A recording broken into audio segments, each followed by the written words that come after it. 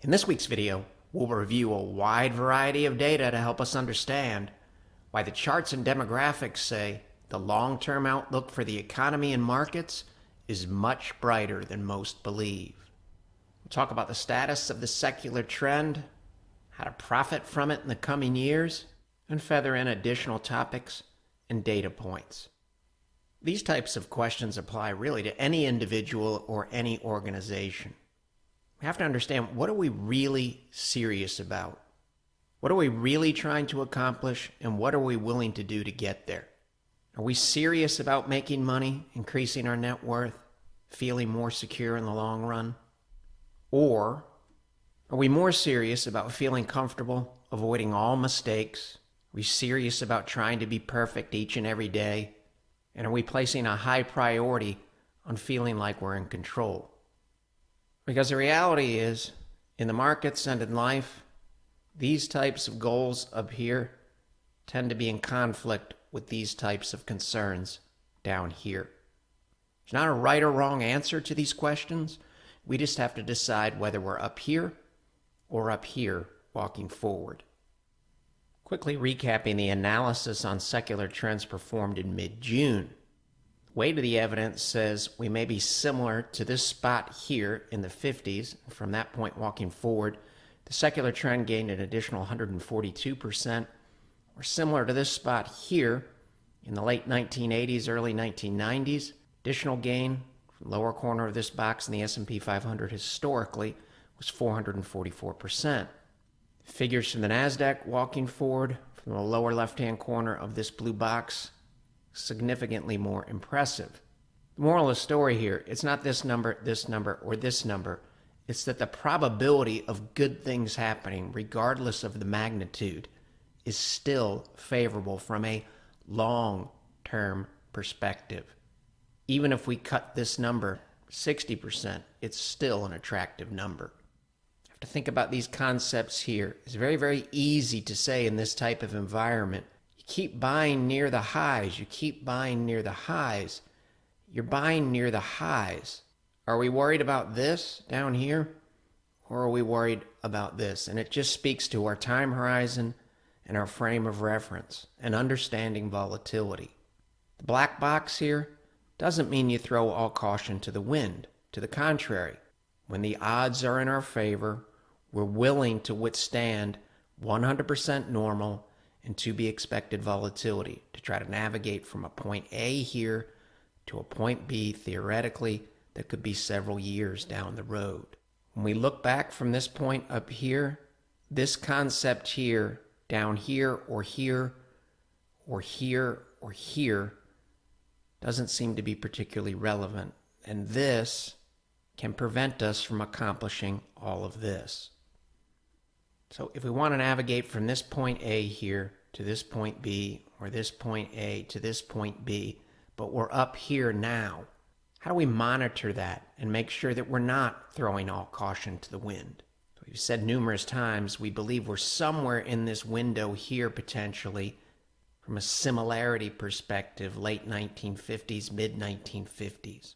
So we want to understand what that trend profile looks like and compare it to the present day. So let's assume in this case that our point A is the low in 1958. And we want to navigate to the strongest part of the trend 11 years out in 1968. If we're going to get out here, from here, we have to have realistic expectations about how secular trends operate in the real world, which goes back to these concepts here. Are we really serious about trying to navigate between point A and point B, or is this more important to us? So as we walk forward, we want our trend to look like the strong portion of this trend. We really don't want it to look like this. That's a yellow flag. How does the exact same chart look today? Well, in June, we said it looks like the early stages of a resumption of the secular trend. Nothing's really changed on July 27th. Similar concepts here.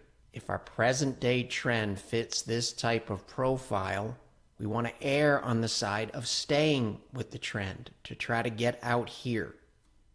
There's nothing alarming about the chart on July 27th. We hold well above the moving average envelopes, in this case in 1958, and push higher. Hold above them here and push higher. This looks like a strong secular trend. And in terms of managing and monitoring risk between point A and point B, we know what the strongest portion of the trend looks like on multiple time frames. We know what a more concerning profile looks like even within the context of the secular trend. And we know what a profile looks like when some type of profit taking or risk management may be appropriate. So this chart goes here from 1958 out to 1973. How does the exact same chart with the same indicators look today? It looks like the strong part of the trend. Thus, volatility in this region here with this type of look will be volatility to ignore within the context of an existing and ongoing uptrend.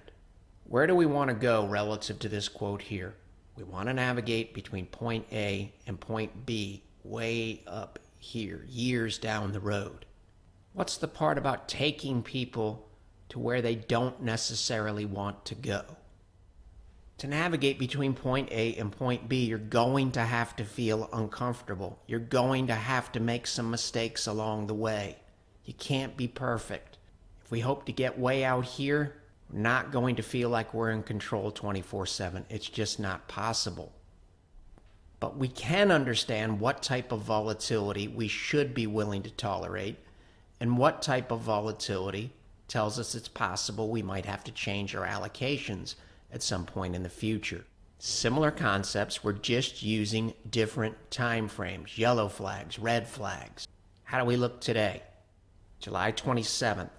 As we've mentioned in the past, this is an improving profile as we walked forward. The weight of the evidence is slowly evolving in a bullish manner. Any volatility above this blue line is easily classified as volatility to ignore. It's a strong looking trend at the moment. So we just made some comparisons to this window here. Now let's compare the present day to the strength of the trend in here. A much stronger trend, but similar trend. This is the type of look we want to embrace. This is the type of look we want to avoid. There's an 11-year period here where we never hit the type of look that we want to avoid, helping us differentiate between volatility, normal volatility, within the context of an existing uptrend, volatility to ignore, versus volatility to respect here before the end of the year 2000. How does this chart look today? Concerning? Strong? The answer is strong. We look like maybe this period here or this period here. How concerning is this? Not that concerning. We had a very, very similar look down here, the 1987 crash. That's back here. Really good things happened for a long period of time. This looks quite a bit different from this. We're not making any assumptions about what tomorrow looks like. We're not throwing all caution to the wind. We're trying to understand when we should prudently have our capital exposed to risk and when we should prudently back off. How long is this look going to last? I have absolutely positively no idea. History says this is a good look. We'll see what happens Monday morning. Very, very similar situation here. This is the strong trend over here. This is what we want to embrace. Said it looked good in June. Evidence evolved. This is positive, but we don't really clear these levels until several weeks ago. So our allocations shift over time. Notice all of the volatility in here above the blue lines. If we get volatility in here, for the most part, it's going to be classified in the short run as volatility to ignore until proven otherwise. Similar concepts, just a different way to look at it. This looks like this and somewhat like this.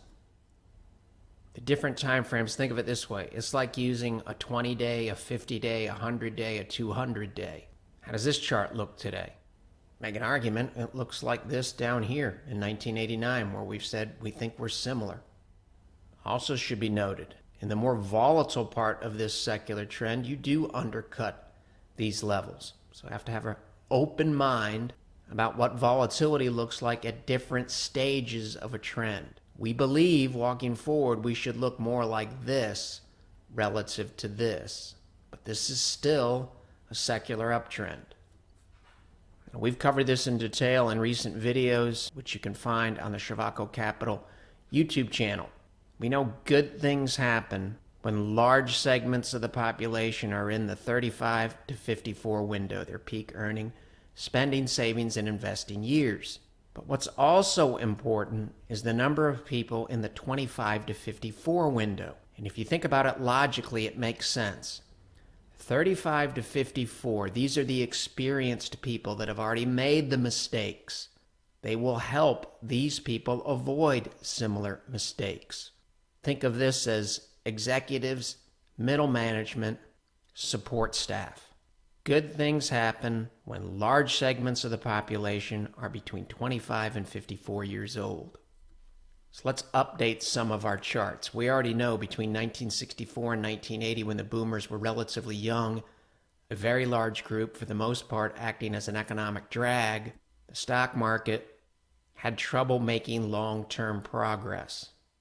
Then that started to change in 1982 when the oldest boomers entered their peak earnings and consumption years at age 36. Enter the window here in 1982. All of them are in the window in the year 2000. Largest generation, productive, producing more than they consume.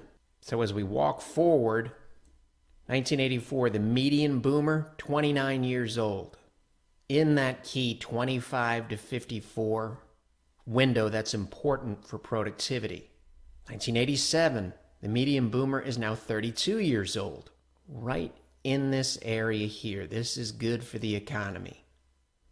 And then between 1988 and 1994, really good things happened in the stock market. And it's noteworthy. Between 1988 and 1994, the median age of the baby boomers was 36 years old. How does that compare to the millennials in the present day? Between 2022 and 2027, the median age of the millennials will be 36 years old. We're already in that window in the present day. This is what the stock market did in this window here. It went from point A to point B with 100% normal and to be expected volatility occurring between point A and point B, but also maintaining a secular trend look by holding above the 50-month moving average. Since we just noted from a demographic perspective that the 2022 to 2027 window is similar to the 1988 to 1994 window, it's logical to ask and answer. How much did the S&P 500 gain in that window?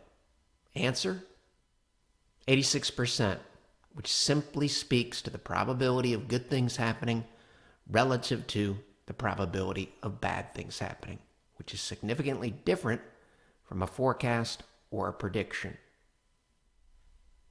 1989 starts to get serious. 100% of the baby boomers are in the prime working age window. It's exactly what you want. Everyone in the largest generation is between the age of 25 and 54. You would think good things would happen economically walking forward. And that's exactly what happened. When we get to 1995, the median boomer is still only 40 years old. It's a great spot. Median boomer is in the peak earning and spending window and in the 25 to 54 window, but still relatively young, productive and relatively young. 1999, 100% of the boomers are in the peak earnings window. The largest generation in the United States is between 35 and 54.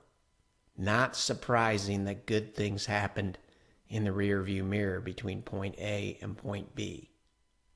So to visualize it, down here in 1982, the baby boomers are between 18 and 36 years old, which means some of them are outside of the two green boxes. How does that change during the secular bull market? We know how it changes. They're going to age, and the purple box is going to slide from left to right. It's all very logical. We know how old they are down here. We know how many of them there are down here. It's almost impossible for bad things to happen. And bad things did not happen. That begins to change after the year 2000 when the oldest boomers leave that 54 window. This is what point A looks like. This is what point B looks like way up here. Also noteworthy, when we get to the year 2000, in this window here from 1995 to 2000, look how strong the trend is. From 1995 to 2000, the median age of a baby boomer was 42 and a half years old. How does that compare with the millennials? The median age of a millennial will be 42.5 between 2028 and 2034. The future, demographically, is bright. It's not about what the millennials own today. They're extremely well educated. Every year that goes by, the baby boomers will become less and less significant. It's just the way the world works. So if the millennials will be 42.5 years old between 2028 and 2034, exact same window up here, 42 and a half, 1995 to 2000, logical to ask and answer. How much did the S&P 500 gain in that window from January 1st, 1995 to the peak on March 24th of 2000? Answer? 232%, which doesn't predict anything. Simply tells us to keep an open mind about a wide range of outcomes, including much better than expected outcomes from a long-term perspective. And then logically, when the boomers start to age, we go back into a period of secular stagnation and start to come out of it when? Somewhere around the time the millennials are in the 18 to 33 year window, very, very similar to the 18 to 36 year window when it all started in 1982. So now let's look at 2023. In 2023, the millennials are between 27 and 42 years old. Now let's move up here. When were the baby boomers 27 to 42 years old? Answer, the 1988 to 1991 window. And we already know from a totally separate analysis that pegged January 8th, 1989 as similar to the present day. The S&P 500 did extremely well walking forward. Again, it's not this number, it's the fact that the odds say satisfying gains of some type are most likely ahead. And this is where it really starts to get interesting. From 2023 to 2034, so where we are in the present day, 100% of the millennials are already in the 25 to 54 window. The youngest millennials are 27, they're above 25.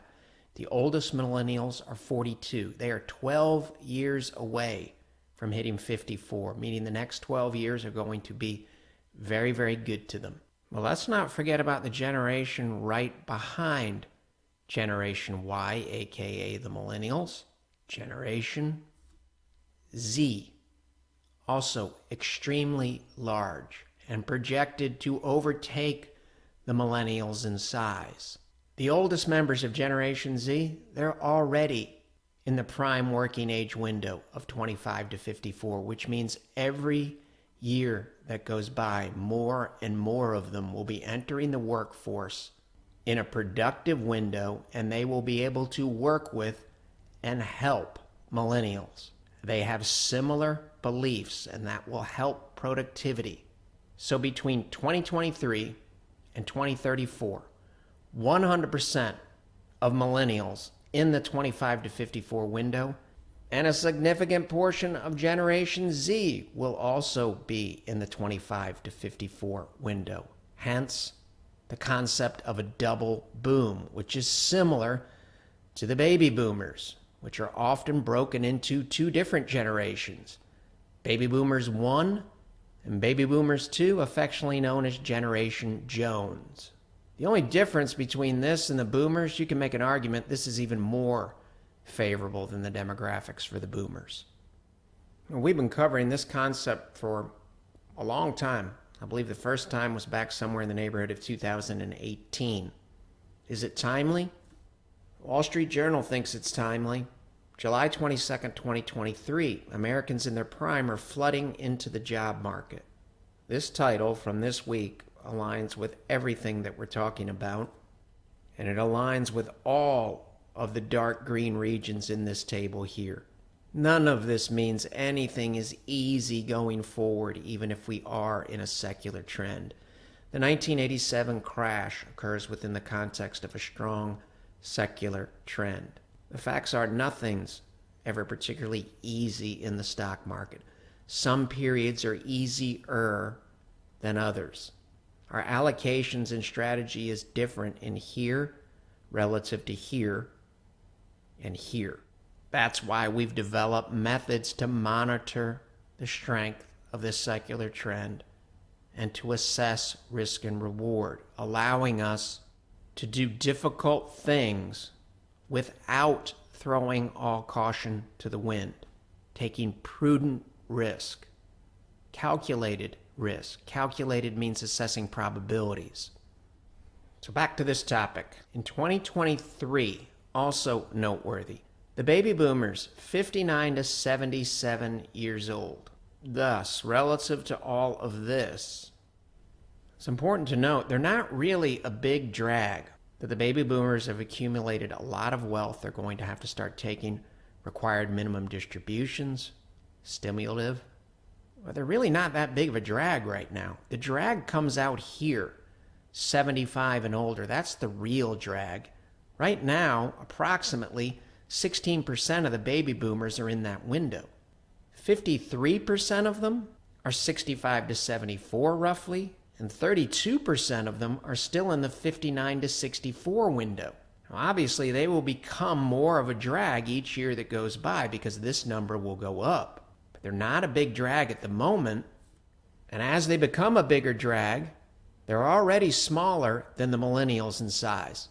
Gen Z is forecast to overtake millennials, and thus, as the baby boomers become a drag, the larger groups, and that's the key, they're larger in size than the baby boomers, will progressively take up the slack, and then some, which means we just can't focus on the aging of the baby boomers.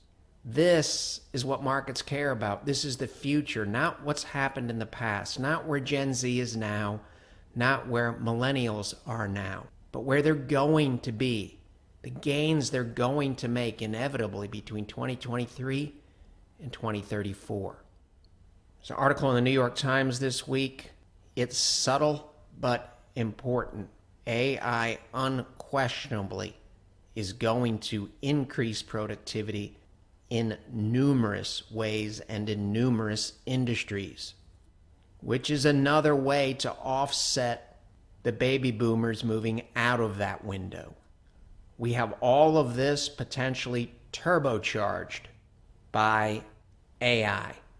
According to researchers at Goldman Sachs, widespread adoption of AI-powered tools could drive a 7% uplift to global GDP and raise productivity growth by 1.5 percentage points over a 10-year period.